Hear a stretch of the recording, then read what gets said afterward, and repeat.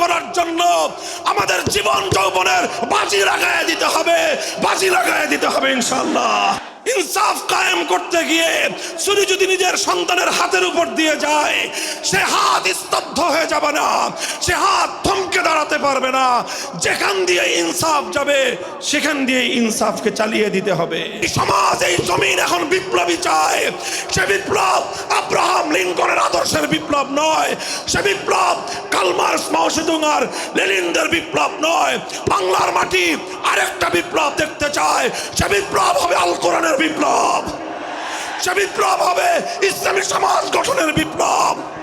সেই বিপ্লবের জন্য 2000 যুবক নয়, যদি 2 লক্ষ যুবকের তাজা বুকের শাহাদাতের রক্তের প্রয়োজন হয়, সে রক্ত দেওয়ার জন্য শহীদ ঈদগাহে কারা কারা জমায়েত হবে।